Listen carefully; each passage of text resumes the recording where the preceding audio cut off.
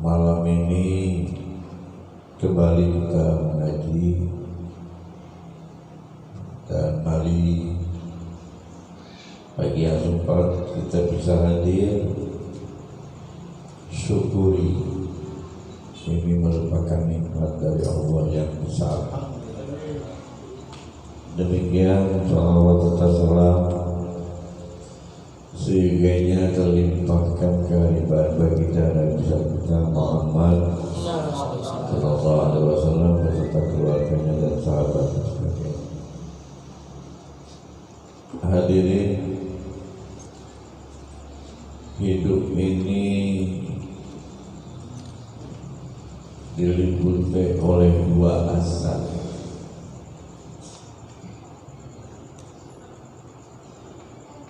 Asa itu artinya harapan. Ada yang namanya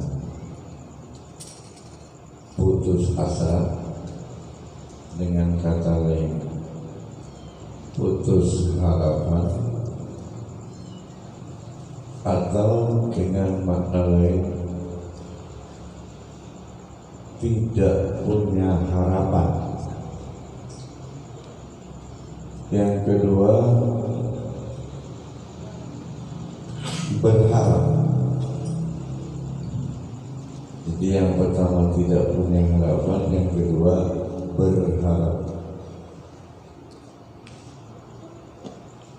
Nah, berharap ini adalah sesuatu yang alamiah, karena berawal dari kita tidak memiliki apapun, yang kemudian dituntut oleh situasi dan kondisi yang dimana kita harus memiliki sesuatu di dalam rangka kelengkapan dari kehidupan kita. Nah, kemudian yang bisa melengkapi itu semua hanya Allah. Lalu kemudian kita juga berharap, tentu berharapnya kita kepada Allah, di mana dengan itu ada yang namanya optimis. Tapi terkadang ada juga kemudian pesimis, apatis, dan a priori. Nah, ini adalah semua berangkat dari berharap. Bisa optimis karena dia yakin bahwa harapannya suatu saat akan ada padanya,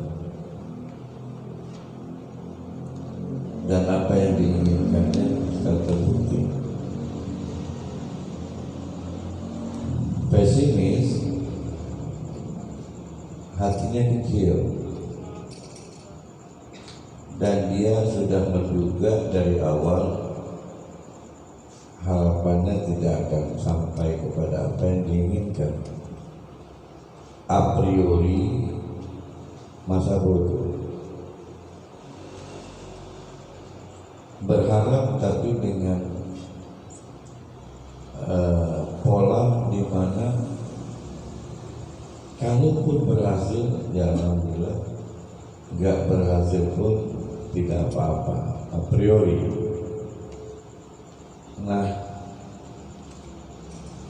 itulah model kehidupan manusia yang sangat berbeda dengan binatang. Dari harapan-harapan tadi, dengan optimis, maka ada orang dalam melaksanakan hidup ini gairah. Dan ketika ada padanya pesimis, maka dalam melaksanakan kehidupan ini selalu dibarengi dengan gelisah dan galau.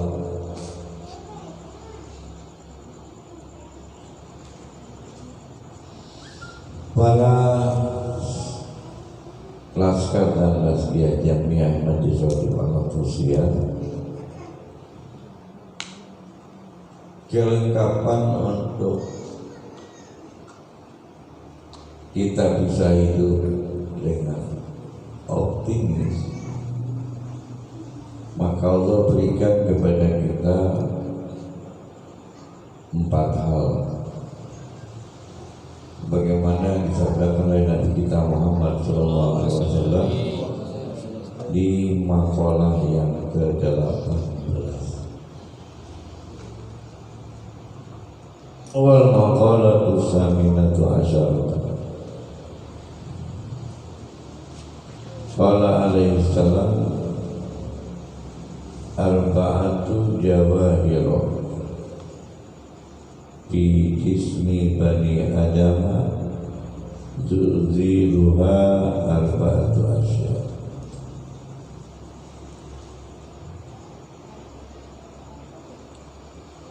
Wa ammal jawahiru fal aqlu wa huwa jawahirur ruhani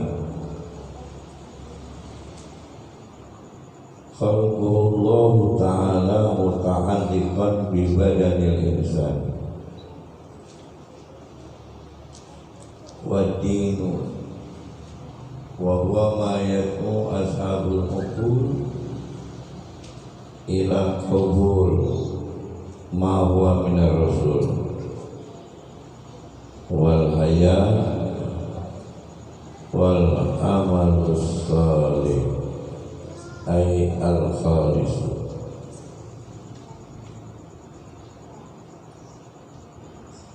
Bersabda Nabi kita Muhammad sallallahu alaihi wasallam, arba'atu jawahir wa libasul tabi'ah. Ada 4 pakaian yang biasa dipakai atau penutup.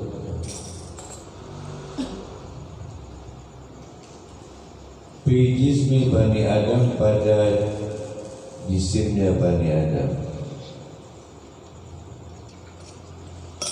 yuziruha arba'atu asya,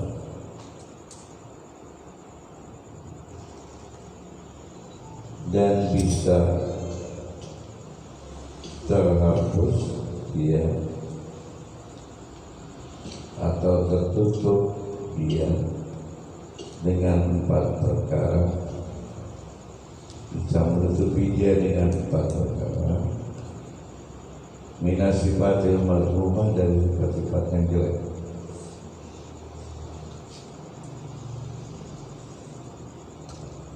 Maka adapun yang dimaksudkan dengan jawahir, amal jawahir, pakaian yang kebiasaan kita pakai atau yang kita gunakan menurut tabiat kita, yaitu yang pertama akal.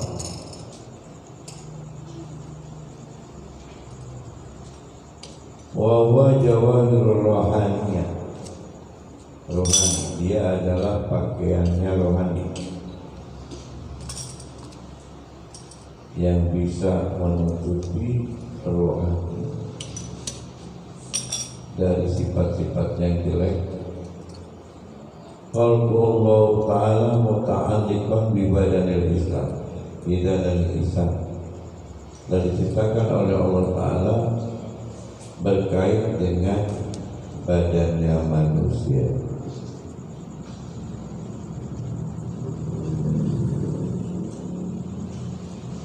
Jadi akal ini adalah satu alat, satu pembungkus, satu pakaian yang harus ada, karena dia dibutuhkan bagi manusia untuk bisa kemudian menutupi sesuatu yang jelek dari sifat-sifat al-mazmumah, sifat-sifat yang jelek. Jadi akal yang bisa kemudian membeleng, sehingga ketika hilang sifat yang jelek akan berganti sifat itu dengan sifat yang baik, dan itu karena ada akal. Jadi kalau nggak ada akal tentu selamanya jelek terus apa yang dikerjakan, karena tidak ada balancing yang bisa mengimbangi, yang bisa menutupi, yang bisa dijadikan alat ukur untuk manusia itu bisa menjadi orang yang bersifat dengan segala sifat yang baik.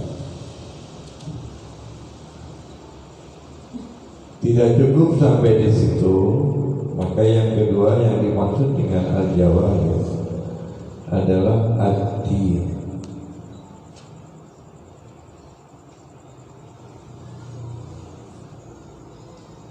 agama. Wa ma ya'um ma ya'um ashabul uqul ila qabul ma huwa minar rasul,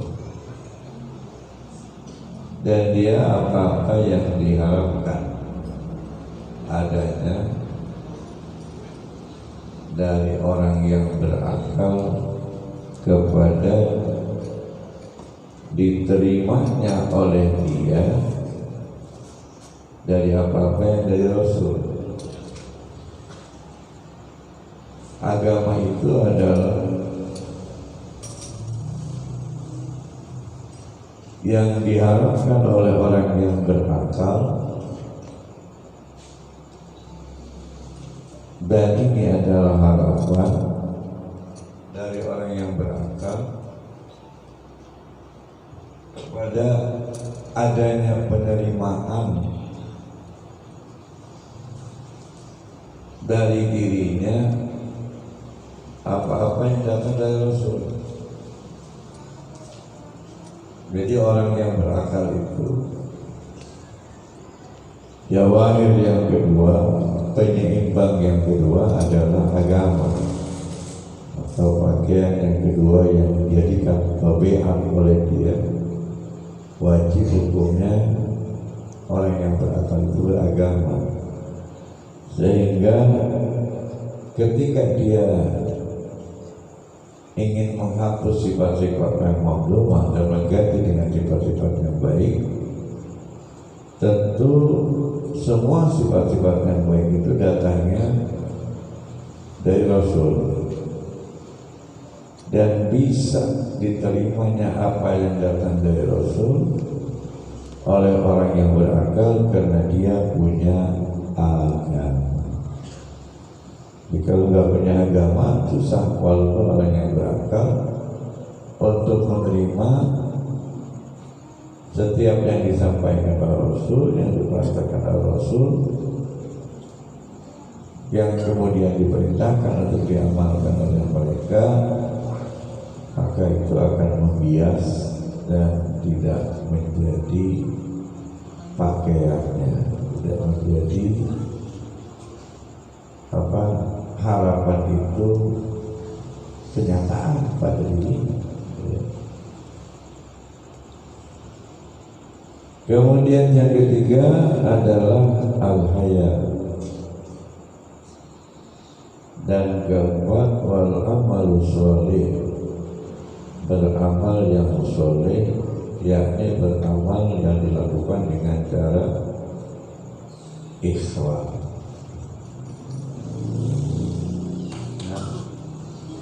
Haya, malu.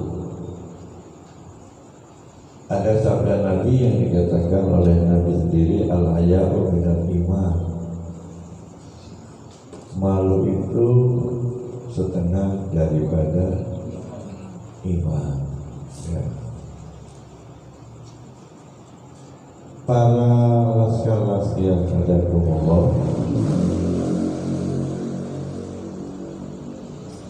agama bisa mendatangkan malu manakala agama diamalkan oleh orang yang berakal.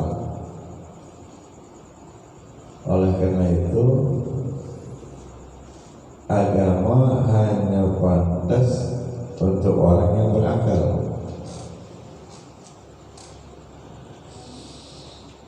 Datang malu orang yang berakal tadi setelah beragama adalah satu kewajaran,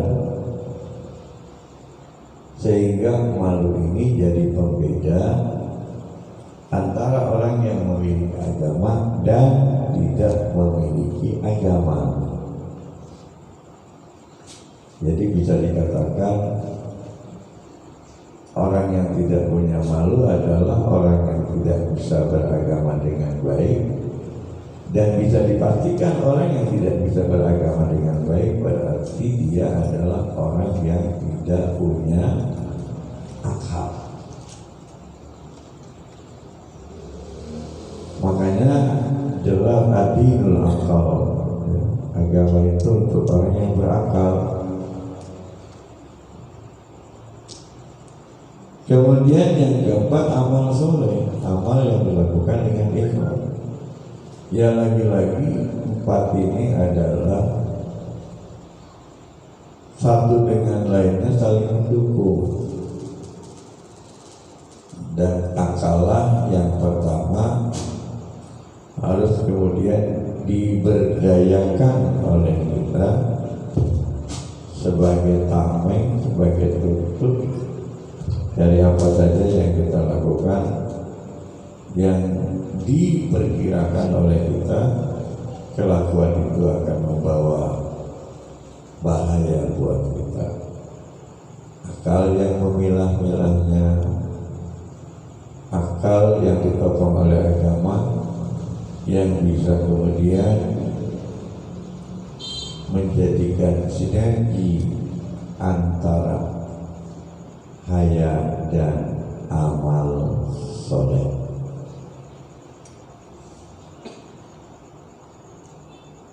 Sederhana sebetulnya apa yang diinginkan oleh Nabi dengan sabda ini, tapi sesederhananya ajaran agama tetap saja sulit untuk diamalkan dengan cara ikhlas.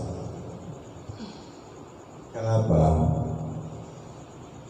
Karena setan itu sudah diberi izin oleh Allah untuk menggoda kita. Nah, terkadang manusia tidak sadar ketika dia digoda oleh setan, keberagamaannya jadi rusak dan seakan-akan dia menyalahkan dirinya. Kenapa saya nggak bisa kayak orang lain? Kok dia bisa, saya nggak bisa? Karena dia nggak sadar bahwa setan itu terus menggoda dia, timbullah pesimis, hilang optimis, sehingga bukan hanya amalan agama itu diamalkan separuh, bahkan tidak sama sekali amalan agama itu diamalkan, lepas dari kendali agama, dan mereka itu nyaris seperti hewan yang tidak berakal. Contoh misalnya, betapa bebasnya pelacur mencari duit dengan menjual dirinya, padahal dia mengaku orang yang beragama. Lalu buat dia agama itu apa? Tanyaannya, buat dia itu agama itu apa? Agama itu buat dia hanya sebagai aksesoris, sehingga kalau mati jelas dikuburnya di mana. Tapi pada hakikatnya ketika dia hidup menjadi seorang pelacur dengan tidak punya rasa malu, karena hidupnya sudah pesimis, putus asa, dia sudah tidak lagi hidup dengan akalnya, tapi dia itu hidup dengan syahwatnya, dengan emosional pribadi.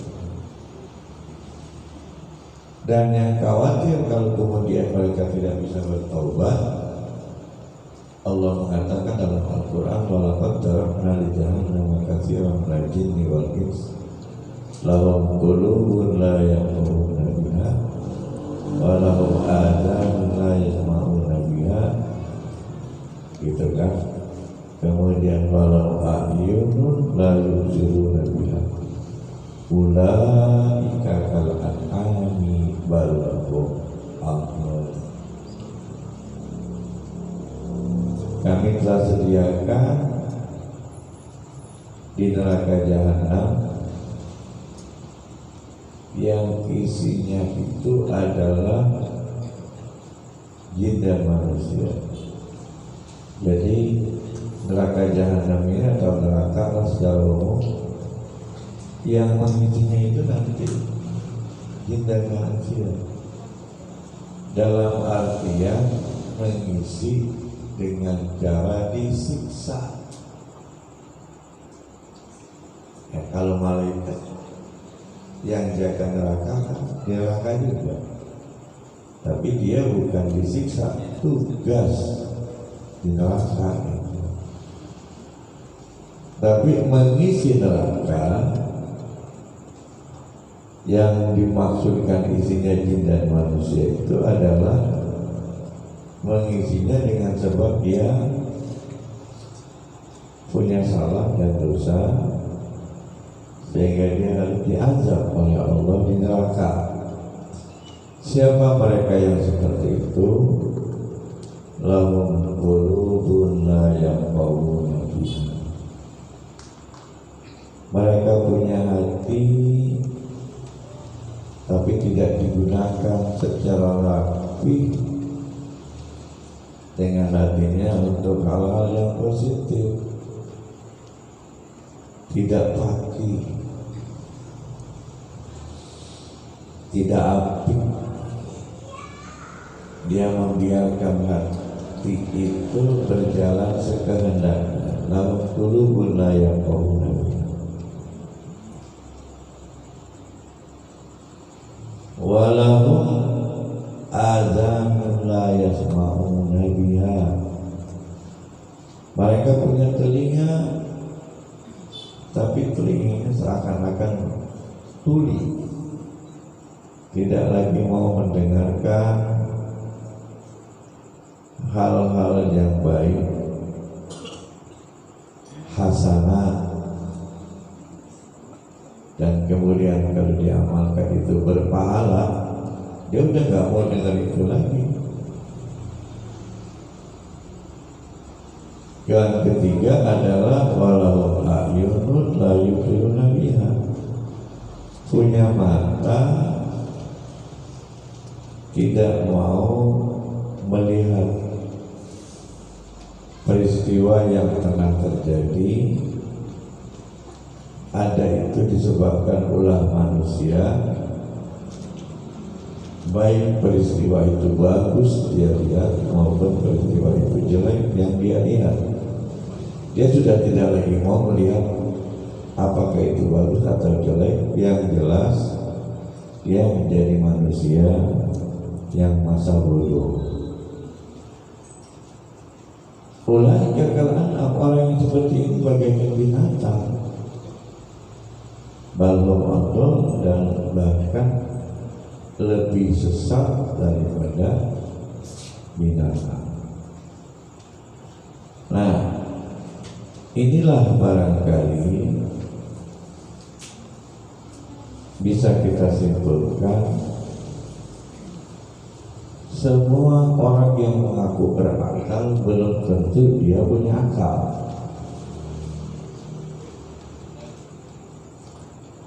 Apalagi yang tidak berakal sudah pasti tidak punya akal. Membedakan dari semua itu sulit, karena perbedaannya nggak ada. Orang yang berakal tapi tidak berakal, orang yang berakal tidak bisa menggunakan, orang yang tidak berakal tidak bisa menggunakan akal. Tidak ada bedanya. Jadi sulit gitu.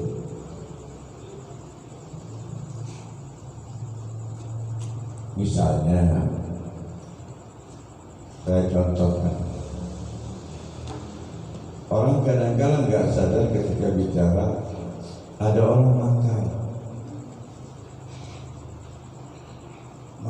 nambah lagi.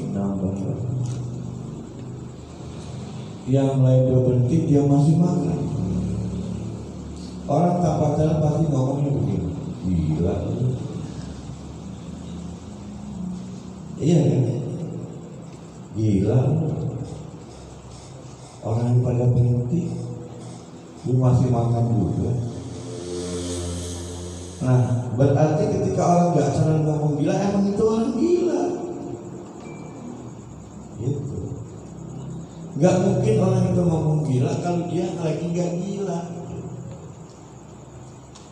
Iya kan? Gila.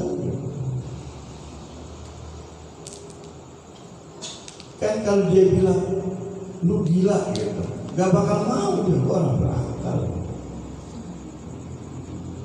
Tapi kerjaan yang begitu memang itu pekerjaan orang gila, walaupun dilakukan oleh orang yang berakal. Itu contoh ya. Seperti misalnya istri yang harusnya kan dilindungi, disayang, diopeni, maunya diturutin, betul nggak? Tapi kemudian tiba-tiba istri digamparin sama dia semau-maunya gitu. Hanya kesalahan yang sedikit. Emang lu istri kagak tahu diri. Istri gak punya akhlak, awan suami gini. Bilang ngomongnya gak lama, sebentar. Orang yang pacaran ngomong, gila tuh si anak. Bininya dipukulin bukan disayangi. Dia bikin anak ke bininya, anaknya udah lahir berapa itu? Wah, udah mulai gila nih orang tuh. Jadi ini satu kata-kata kadang-kala kita anggap itu bercandaan, padahal itu omongan langsung gitu. Jadi hanya kita yang sadar ketika kita ngomong gitu. Iya ya, berarti itu orang gila. Orang kan kalau melaksanakan sesuatu dengan tanpa sadar berarti orang gila. Kalau orang sadar nggak mungkin mau mukulin bini sampai lupa sampai apa gitu, nggak mungkin. Berarti waktu itu kan dia lagi gila. Atau istri bilang ke suaminya, biasa abang sekarang anjing lu, babi lu, kurang ajar lu, bangsa lu. Kira-kira patut ya dibilang orang yang berakal? Ya, dia itu adalah orang gila. Jadi akal itulah yang kemudian bisa membanding-bandingkan, menseimbangkan. Memang celakanya setan gak senang kalau orang yang punya akal nalar akalnya, gak senang. Karena kerugian buat mereka. Dan sekali lagi, bagi setan kerugian, bagi Allah bangga. Nah itu makanya Nabi pesan wanti-wanti perhatian dengan akal. Nah hadirin para jamiah Laskar Majelis Wajib Tausiah, 75 tahun kita hanya diberikan tontonan oleh film yang nyata, bukan film di alam dunia maya, tapi film di dunia nyata. Jadi sampai hari ini sepertinya belum ada orang yang berakal. Jadi di Indonesia ini yang penduduknya 250 juta lebih, setelah mereka 75 tahun hanya ada orang-orang gila saja ketimbang orang yang berakal, sehingga kita juga kebagian imbasnya jadi orang gila.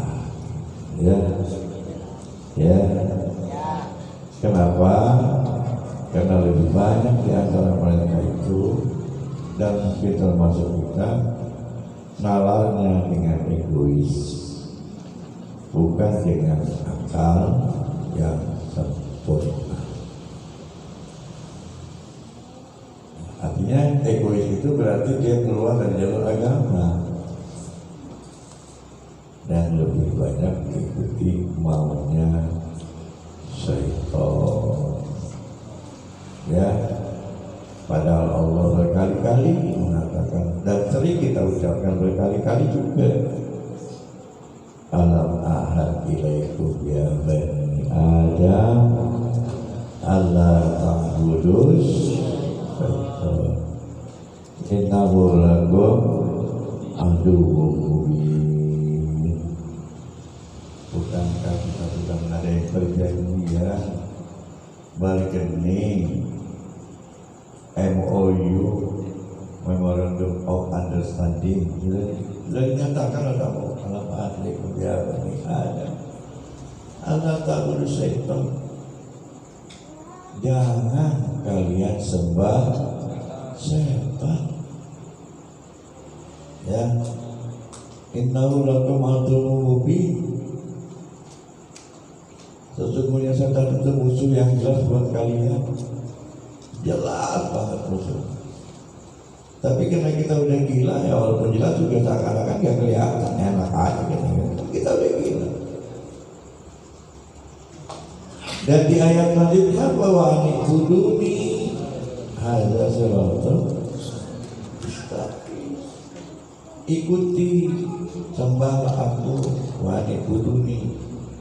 Bahwa hadza siratal mustaqim ini jalan yang benar, jalan yang lurus, jalan yang akan membawa kebahagiaan di dunia wal akhirah.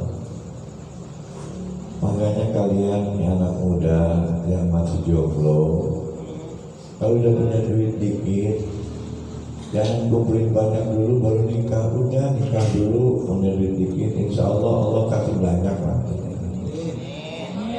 Dan yang jadi orang tua juga jangan mau jual anak. Ini udah zaman milenial, ini udah deket kiamat ini. Ciri-ciri kiamat udah banyak. Jangan pakai pikiran ideal lah, jangan pakai pikiran standar nafsu. Gua kalau nanti nikah sama laki gua pengen minta buaya 2 yang harganya 5 juta, 2 aja 10 juta. Cuman buayanya doang, buaya-buayaan, buaya diapain? Dibiar kagak bisa, cuman buaya doang dimakan, ujung-ujungnya besok jadi tai. Betul. Karena kita lebih banyak nontonnya para artis gitu. Artis itu kesenangan cuma dunia doang. Dia kan gak ada apa-apanya mereka itu. Tubuh mereka yang diperhatikan tiap bulan, dicuci muka, kulit dibersihin, besok mati dimakan raya, gak ada apa-apa. Orang yang mati dimakan raya, matanya dimakan raya, hidungnya dimakan raya, dimasukin kalengking, dimasukin belalang dan sebagainya.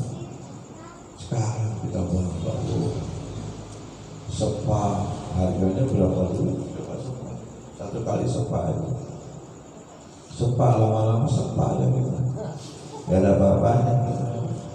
Spa kan gak ada apa-apanya, mukanya juga ada spa. Kalau Betawi bilang mukanya ada spa. Spa itu darahnya gak kelihatan, itu ada darahnya, spa bias. Ini masalahnya. Jadi itulah yang saya katakan, memang udah gila ini zaman gila, udah orang gila semua. Jadi kecenderungannya mereka itu memang untuk dunia, tidak lagi untuk akhirat. Kalau untuk dunia bukan akal lagi yang bisa. Dan akal kayak agama itu untuk urusan dunia dan akhirat. Kalau orang gila kan tidak berakal, berarti dia ngikutin nafsu.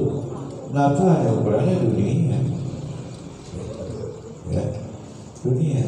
Jadi apa yang dipamerkan oleh mereka yang kemudian menjadikan kegandrungan kita untuk ikut seperti kehidupan mereka. Nauzubillah ini. Nah ini, jadi cepat-cepat kawin dan nikahnya. Ya, punya duit 5 juta, 10 juta, udah lamar, dapat cuma nikah doang nih. Tuh, ini buat selamatan nikah udah. Saya kesian, 5 juta, 10 juta cukup cuma nikah doang. Mendingan dinikah doang, tapi punya suami jadi imam, apa pengen dihajatin dengan suami yang kaya tapi nggak bisa jadi imam, yang mana gitu kan?